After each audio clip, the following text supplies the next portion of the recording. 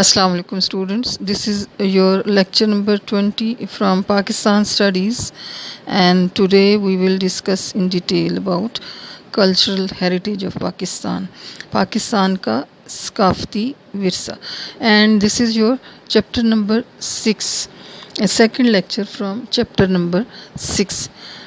पाकिस्तान का विरसा जमालियाती ज़ौक़, आला पाए के अलूम व फ़नून और अपनी मुनफ़रिद ख़ुसूसियात की वजह से दुनिया भर में अहले फ़िक्र व नज़र की तवज्जो का मरकज़ रहा है और अब भी इसे बड़ी अहमियत दी जाती है। पाकिस्तान में मुख्तलिफ़ फ़नून के हवाले से मौजूदा शाहपारों का मुशाहिदा करने के लिए दुनिया के मुख्तलिफ़ इलाक़ों से सयाह आते हैं। बरसग़ीर पर मुसलमानों ने 1000 साल के लगभग हुकूमत की और इस दौरान मुसलमान फ़नकारों ने मुख्तलिफ़ शोबों में हैरत अंगेज़ कारकर्दगी का मुज़ाहिरा किया। फ़न मौसीकी, फ़न तामीर, ख़त्ताती, संग तराशी, शायरी और मुसव्वरी वग़ैरह में दुनिया भर में नाम कमाया। पाकिस्तानी अवाम अपने सकाफ़ती वरसा पर जितना भी फ़ख्र करे कम है। मुख्तलिफ़ शोबों में मुसलमानों ने जो शाहकार पेश किए हैं, आज हम उनको इंशाअल्लाह डिटेल में डिस्कस करेंगे। तो सबसे पहले हमने मुस्लिम फ़न तामीर को तफसीलन उसको डिस्कस करना है।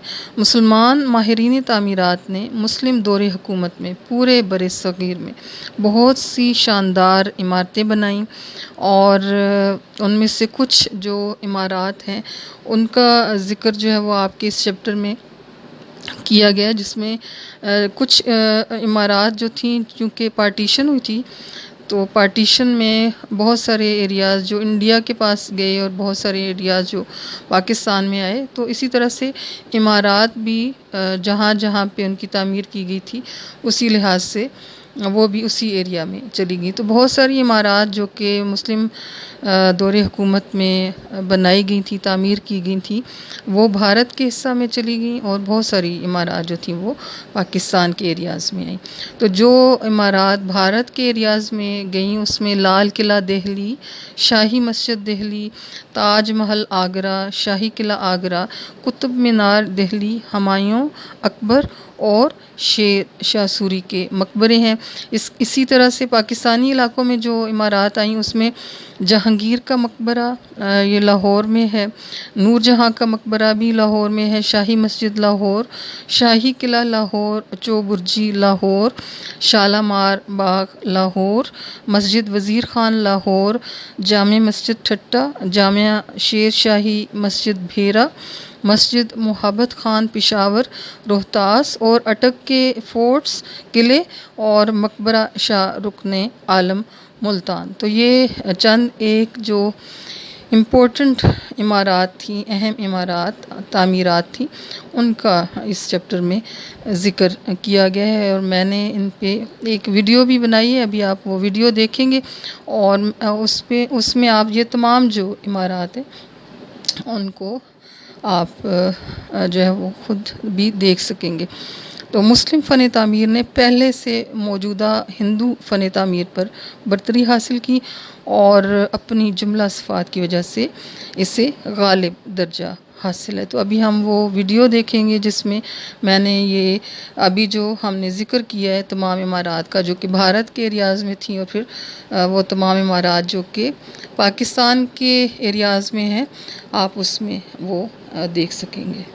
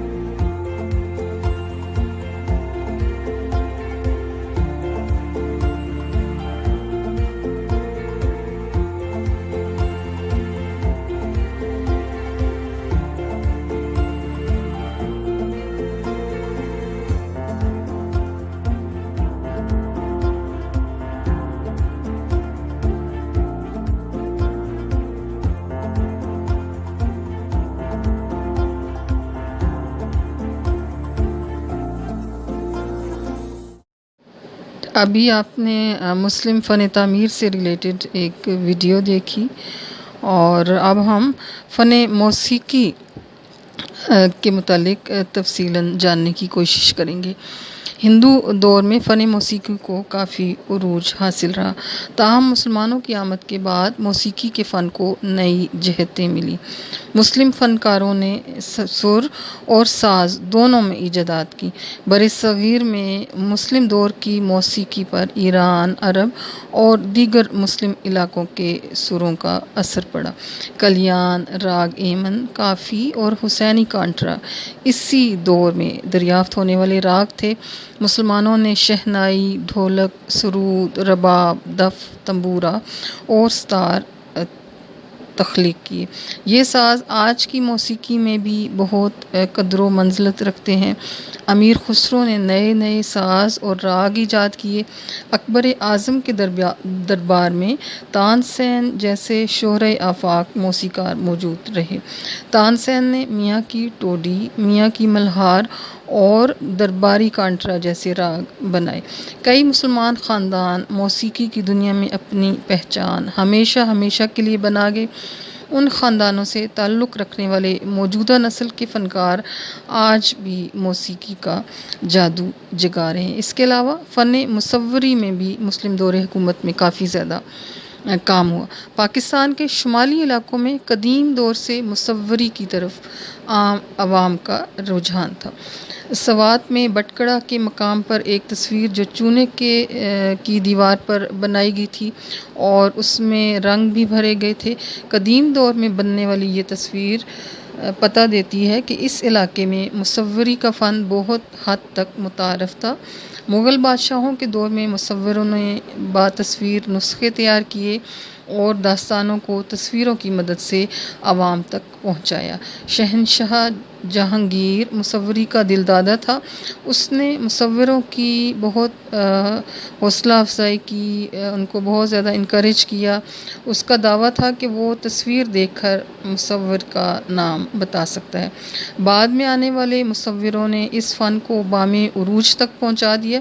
شہنشاہ جہانگیر کے دربار سے مشہور مصور استاد منصور، استاد محمد نادر اور استاد محمد مسعود وابستہ تھے۔ اسی طرح سے فن خطاطی میں بھی بہت باکمال جو فن پارے ہیں وہ ہمیں دیکھنے کو ملتے ہیں مسلم دور حکومت سے۔ خطاطی ایک ایسا فن ہے جس میں مسلمانوں کا کوئی ثانی نہ ہو سکا۔ خوش نویسی مسلم فنکاروں کا شوق تھا جو انتہا کو پہنچ گیا۔ قرآن پاک کو کئی انداز میں تحریر کیا گیا، نئے نئے خط دریافت کیے گئے اور نت نئے تجربات کیے گئے۔ بعض بادشاہوں نے خود اس فن میں مہارت حاصل کی۔ اورنگزیب، عالمگیر، ظہیر الدین بابر، ناصر الدین محمود اور بہادر شاہ ظفر ان میں بہت نمایاں تھے۔ ملکہ رضیہ سلطانہ خود بہت عمدہ خطاط تھیں۔ بادشاہوں نے خطاطوں کو بہت نوازا اور اس فن کے فروغ کے لیے ہر ممکن دلچسپی کا اظہار کیا۔ خطاطوں نے قرآن پاک کو مختلف زاویوں، طریقوں اور خطوں کی مدد سے تحریر کیا۔ مغلیہ دور کے خطاطی کے نمونے آج بھی عجائب گھروں کی زینت بنے ہوئے ہیں۔ خطاطی کا فن آج بھی بہت معیاری اور قابل دید ہے۔ اس کے علاوہ سنگ تراشی کا جو فن تھا اس میں بھی بہت زیادہ کام کیا گیا۔ زمانہ قبل از مسیح میں سنگ تراشی کا فن موجودہ پاکستان کے کئی علاقوں میں مقبول تھا۔ یوں تو سنگ تراشی کے فن کے نمونے ہڑپہ اور موہنجو داڑو کی کھدائی سے بھی دستیاب ہوئے ہیں۔ سنگ تراشی سے مساجد، مقبروں، قلعوں اور محلوں کو سجایا گیا۔ ٹائلیں اور پتھر لگا کر دیواریں اور فرش خوبصورت بنائے گئے۔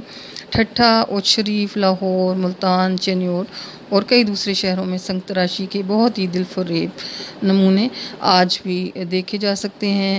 پتھروں سے برتن اور ڈیکوریشن پیس تیار کیے جاتے ہیں۔ ٹیکسلا، ملتان اور کئی دوسرے شہروں میں یہ فن گھریلو صنعت کا روپ اختیار کیے ہوئے۔ اس سے ریلیٹڈ بھی ایک ویڈیو میں نے بنائی ہے، وہ ابھی آپ جو ہے وہ دیکھیں گے تو آپ کو اندازہ ہوگا کہ کس قدر جو ہے وہ اس فن سے ریلیٹڈ کام کیا گیا ہے۔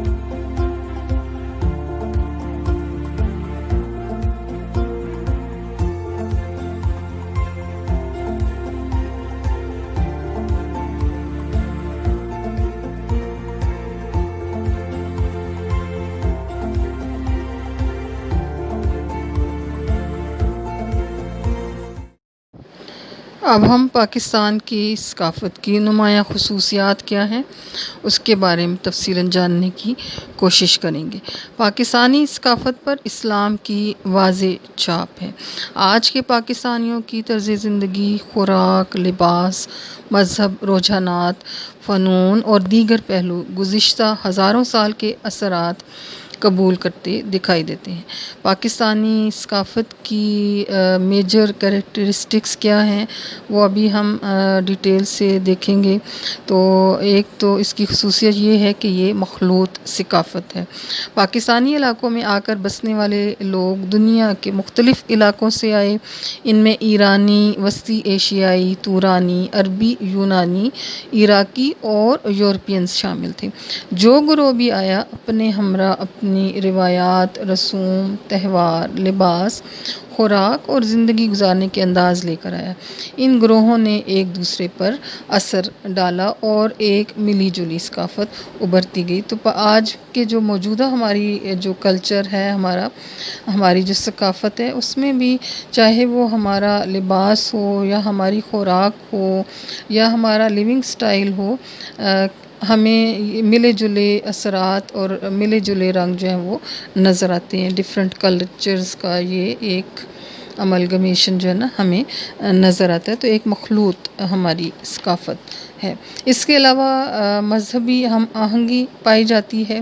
قدیم باشندے اپنی جداگانہ مذہبی اصولوں پر کاربند تھے۔ مظاہر قدرت کی بھی پرستش کی جاتی تھی، جیسے سورج، چاند، ستارے۔ لیکن بر صغیر پر مسلمانوں کے اقتدار کے دور میں پاکستانی علاقے میں اسلام کو بہت زیادہ فروغ حاصل ہوا، الحمدللہ۔ بزرگان دین نے اسلام پھیلایا۔ حضرت داتا گنج بخش علی حجویری رحمۃ اللہ علیہ، حضرت فرید الدین گنج شکر رحمۃ اللہ علیہ، حضرت بہاؤالدین زکریا ملتانی رحمۃ اللہ علیہ اور ایسے ہی بہت سے اولیاء کرام نے مقامی آبادی کو اسلامی تعلیم دی۔ تو بہت سارے لوگوں نے اسلام قبول کیا، کنورژنز ہوئی بہت زیادہ۔ موجودہ پاکستان میں مذہبی ہم آہنگی پائی جاتی ہے۔ علاقائی، صوبائی، لسانی، نسلی اور دیگر بنیادیں بھی ہیں، لیکن پاکستانیوں کی اہم ترین پہچان اسلام ہے۔ وہ ذات پات، رنگ، نسل اور علاقے اور صوبے کے امتیازات کو نسبتاً بہت کم اہمیت دیتے ہیں۔ تو خیبر سے لے کے کراچی تک جب 5 وقت کی اذان سنائی دیتی ہے، 5 وقت نماز ادا کی جاتی ہے، اسی طرح سے رمضان میں ایک طرح کا سملر کلچر ہوتا ہے خیبر سے لے کے کراچی تک۔ تو مذہبی طور پہ ہم جو ہے وہ ایک دوسرے کے ساتھ بہت زیادہ ہماری ہم آہنگی ہے۔ پاکستان میں مذہبی ہم آہنگی کے ساتھ ساتھ مذہبی رواداری بھی موجود ہے، کیونکہ مسلم اکثریت کے ہمراہ چھوٹی چھوٹی کئی مائنورٹیز بھی پاکستان میں بستی ہیں۔ عیسائی، ہندو اور پارسی وغیرہ اپنے اپنے مذہبی اعتقادات کے مطابق زندگی گزار رہی ہیں۔ پاکستان کا جو آئین ہے اس میں بھی اقلیتوں کو مکمل تحفظ ہے۔ وہ قومی دھارے میں پوری طرح شریک ہیں اور کاروبار، ملازمتوں کے دروازے ان کے لیے بھی یکساں کھلے ہیں۔ جہاں تک پاکستانی لباس کا تعلق ہے تو پاکستانی عوام کے لباس میں بھی بہت تنوع ہے۔ ہر صوبے اور علاقے کے لوگ اپنی روایات کے مطابق لباس زیب تن کرتے ہیں۔ دیہی اور شہری علاقوں میں مختلف لباس پہنے جاتے ہیں۔ پاکستان کے لباس موسمی اور مذہبی ضرورتوں کے پیش نظر تیار کیے جاتے ہیں۔ سر پر ٹوپی پہننا یا پگڑی باندھنا پسند کیا جاتا ہے۔ دونوں موسمی شدت سے بچاتی ہیں۔ دیہی علاقوں میں مرد دھوتی، کرتا اور پگڑی استعمال کرتے ہیں۔ شلوار کا رواج بھی بڑھتا جا رہا ہے۔ عورتیں دوپٹہ، شلوار اور کرتا پسند کرتی ہیں۔ شہری علاقوں میں شلوار قمیض، پینٹ کوٹ، شیروانی اور واسکٹ کا رواج ہے۔ شہری ماحول پر مغربی لباس کا اثر نمایاں نظر آتا ہے۔ صوبہ خیبر پختونخوا، صوبہ بلوچستان اور صوبہ سندھ میں بڑے گھیرے والی شلوار پہنی جاتی ہے۔ پاکستان کے طول و عرض میں لباس کو پردے کے تقاضوں کے مطابق تیار کیا جاتا ہے۔ عورتیں کڑھائی والا لباس پہننا زیادہ پسند کرتی ہیں۔ شادی کے موقع پر دلہن کا لباس بڑا ہی خوبصورت تیار کروایا جاتا ہے۔ پاکستانی ثقافت کی ایک نمایاں خصوصیت یہ بھی ہے کہ ہمارے ہاں معاشرتی اقدار کا بہت لحاظ رکھا جاتا ہے، تو پاکستان کے تمام علاقوں اور صوبوں میں اعلیٰ اور منفرد قدریں پائی جاتی ہیں۔ زندگی سادہ اور پروقار ہوتی ہے، بزرگوں کا احترام کیا جاتا ہے، چھوٹوں سے محبت کرنے کا رواج ہے، بے آسرا، ضرورت مند اور غریب افراد کی ضرورتیں پورے کرنے کے لیے زکوٰۃ اور صدقات وغیرہ کا نظام ہے۔ سرکاری اور غیر سرکاری دونوں سطحوں پر زکوٰۃ اور صدقات کا نظام موجود ہے۔ خواتین کو عزت و احترام کی نگاہ سے دیکھا جاتا ہے۔ لوگ ایک دوسرے کے دکھوں، غموں، خوشیوں اور مسرتوں میں شریک ہوتے ہیں۔ مسائل کو مل جل کر اور صلاح مشورے سے حل کیا جاتا ہے۔ دیہی علاقوں میں بزرگوں پر مشتمل پنچایتیں بہت سے تنازعات کو مقامی طور پر ہی حل کر لیتی ہیں۔ دیہی معاشرہ بالخصوص اعلیٰ روایات سے مزین ہے۔ اس کے علاوہ اگر ہم پاکستانی فوڈز کو دیکھیں، غذائیں کون سی استعمال کی جاتی ہیں ہمارے ہاں، تو پاکستان کے مختلف علاقوں میں مختلف اشیاء خوردنی پسند کی جاتی ہیں۔ پنجاب اور سندھ میں سبزیاں، دالیں، گوشت اور چاول بہت مرغوب ہیں۔ خیبر پختونخوا اور بلوچستان میں گوشت اور خشک اور تازہ پھلوں کو فوقیت دی جاتی ہے۔ گندم، جو اور چاول کھانے میں خصوصی طور پر جو ہے وہ یہ کھانے میں استعمال ہوتے ہیں۔ سمندری ساحل کے قریب رہنے والوں کو مچھلی بہت پسند ہے۔ پنجاب میں دودھ، لسی، جبکہ خیبر پختونخوا اور بلوچستان میں قہوہ پسند کیا جاتا ہے۔ سجی اور کڑاہی گوشت نصف صدی پہلے خیبر پختونخوا اور شمالی پنجاب تک محدود خوراک تھی، اب پشاور سے کراچی اور کوئٹہ تک برابر پسند کی جاتی ہے۔ خوراک کے معاملے میں پسند اور ترجیحات بدل رہی ہیں۔ پاکستانی لوگوں کی مرغوب غذا گوشت ہے۔ مہمانوں کی آمد اور شادی بیاہ کے موقعوں پہ دعوتیں اعلیٰ قسم کے کھانوں سے سجائی جاتی ہیں۔ اگر ہم رسوم و رواج دیکھیں تو مختلف ہمارے ہاں جو شادی اور غم کے موقع پر، خوشی اور غم کے موقع پر رسومات ادا کی جاتی ہیں، ان کی یہاں پہ تفصیل دی گئی ہے، لیکن اس سے پہلے ہم ایک ویڈیو دیکھیں گے پاکستانی کلچر کی میجر جو کریکٹرسٹکس ہیں اس سے ریلیٹڈ، اور یہاں پہ آپ کے چیپٹر نمبر 6 میں جو ڈسکس کیا گیا ہے اس سے ریلیٹڈ ایک ویڈیو تیار کی ہے میں نے، تو پہلے ہم وہ دیکھیں گے، اس کے بعد ہم رسوم و رواج کے لحاظ کے حوالے سے ڈیٹیل سے جو ہے وہ ڈسکشن کریں گے، اس کی تفصیلات جو ہیں وہ جاننے کی کوشش کریں گے۔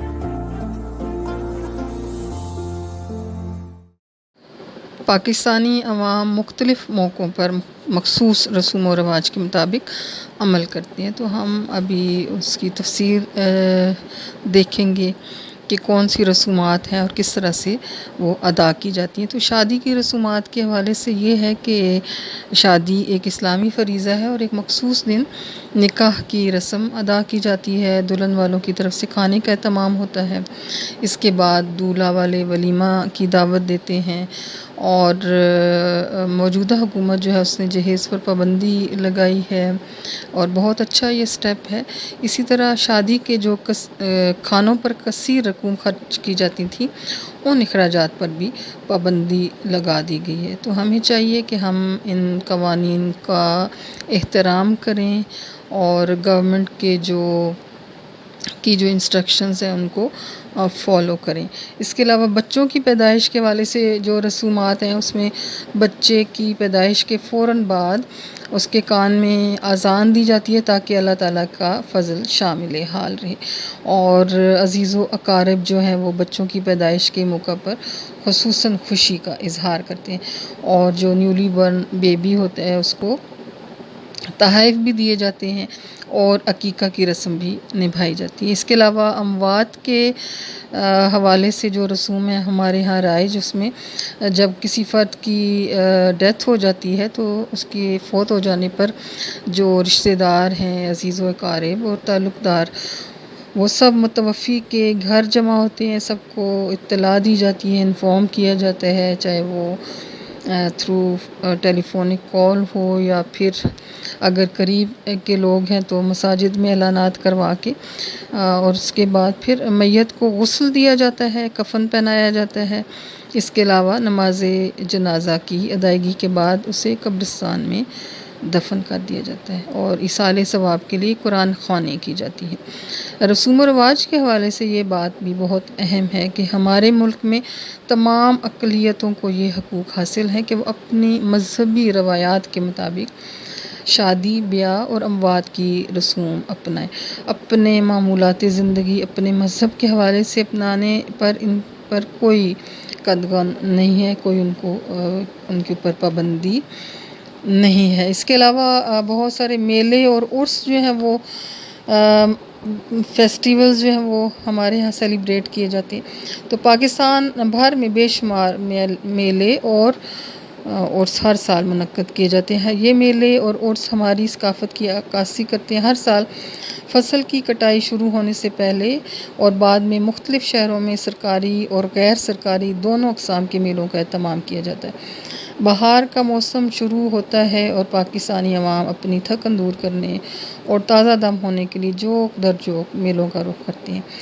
اور یہاں پہ چیپٹر نمبر 6 میں کچھ جو میلے اور عرس جو کہ نمایاں ہیں، اہم ہیں، ان کا حوالہ دیا گیا ہے۔ تو اس میں لاہور فورٹریس اسٹیڈیم میں ہارس اینڈ کیٹل شو، شندور میں پولو میچز، گلگت کا جو ایریا ہے شندور، وہاں پہ سبی کا سالانہ میلہ، حضرت داتا گنج بخش علی اجویری رحمۃ اللہ علیہ کا سالانہ عرس، حضرت فرید الدین شکر گنج کا عرس، حضرت شاہ رکن عالم ملتانی عرس، حضرت بہاؤالدین زکریہ عرس، حضرت مادو لال حسین میلہ چراغاں جو ہے عرس، حضرت سیدن شاہ اور عرس حضرت سچل سرمست۔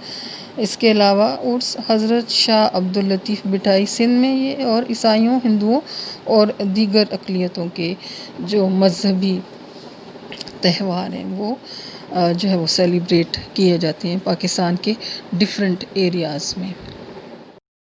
اگر کھیلوں کے حوالے سے دیکھیں تو پاکستان میں مختلف روایتی اور جدید کھیلوں کے مقابلے بھی کرائے جاتے ہیں۔ پاکستان کی کرکٹ، ہاکی، اسکواش کی ٹیمیں دنیا بھر میں مشہور ہیں۔ ان کھیلوں کے ٹورنامنٹ ضلعی، ڈویژنل، صوبائی اور ملکی سطح پر منعقد کروائے جاتے ہیں۔ پاکستان میں پہلوانی کا فن بھی وجہ شہرت ہے۔ پاکستان کے رستم، زماں، گاما جیسے پہلوانوں نے ملک کا نام پوری دنیا میں روشن کیا ہے۔ گوجرانوالا اور لاہور میں بالخصوص اکھاڑے ہیں جہاں پہلوان کسرت کرتے دکھائی دیتے ہیں۔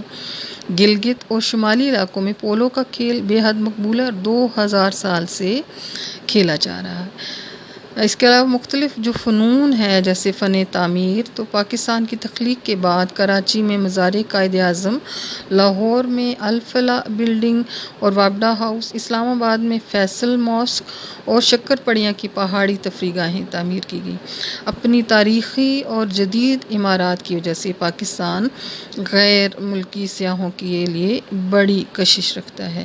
دستکاریوں کے لحاظ سے بھی حوالے سے بھی بہت کام کیا گیا ہے، پاکستان میں کیا جاتا ہے، اور منفرد اور اچھوتے فن کے کمال کا اظہار ہیں یہ پاکستان کی دستکاریاں، چاہے وہ خواتین ہوں یا مرد ہوں، دونوں دستکاریوں کا کام کرتے ہیں، اور ان کی بنائی ہوئی چیزیں دوسرے ممالک میں بہت زیادہ پسند کی جاتی ہیں، جیسے چینیوٹ اور گجرات کا بنا ہوا لکڑی کا فرنیچر بہت مشہور ہوا ہے، ملتان کی بیڈ شیٹس، اونٹ کی کھال کے بنے ہوئے لیمپس بہت پسند کیے جاتے ہیں، کمالیہ کا کھدر، گکھڑ کی دریاں، بھیرا کے کھیس، آزاد کشمیر کی شالیں، گلگت کی کڑھائی کی پٹیاں، بہاول پور ڈیرہ غازی خان کے کڑھائی کے کام بہت نفیس ہے جن کو بہت زیادہ پسند کیا جاتا ہے۔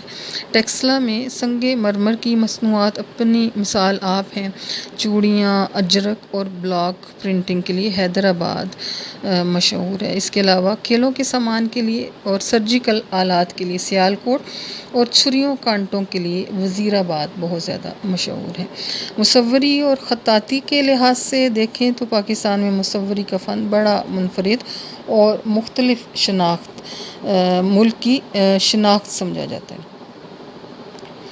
اور کلاسیکل اور جدید مصوری کے انتہائی عمدہ نمونے اہل ذوق سے بے پناہ داد وصول کرتے ہیں۔ خطاطی کے فن میں بھی پاکستان کے نامور خطاطوں نے بے مثال شاہکار تخلیق کی، اس میں تاج الدین زریں رقم، سید نفیس الحسینی نفیس رقم، عبد المجید پروین رقم، یوسف صدیدی اور صوفی عبد الرشید لاہوری وغیرہ جیسے نامور خطاطوں کے فن پارے اس حوالے سے بطور مثال پیش کیے جا سکتے ہیں، اور عبد الرحمن چغتائی نے کلام غالب کو تصویری شکل میں پیش کر کے نادر شاہکار بنائے، شاکر علی صادقین، اسلم کمال اور کئی دوسرے مصوروں نے مصوری کے فن کو بام عروج تک پہنچایا ہے۔ ان مصوروں نے خطاطی کے فن پارے بھی تخلیق کیے۔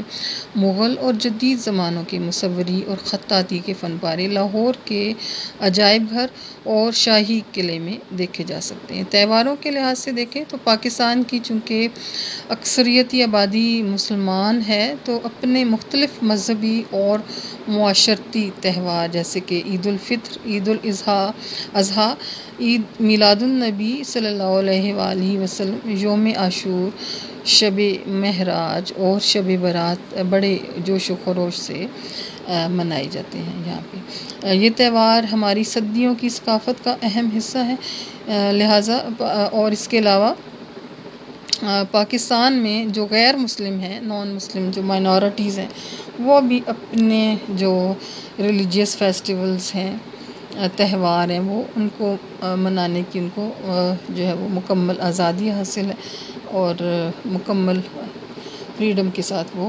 مناتے ہیں۔ تو یہاں پہ آپ کا چیپٹر نمبر 6 کمپلیٹ ہوتا ہے۔ نیکسٹ ویک انشاءاللہ آپ کا چیپٹر نمبر 7 سٹارٹ ہوگا، اور چیپٹر نمبر 7 سے ریلیٹڈ جو تفصیلات ہیں وہ آپ جانیں گے انشاءاللہ۔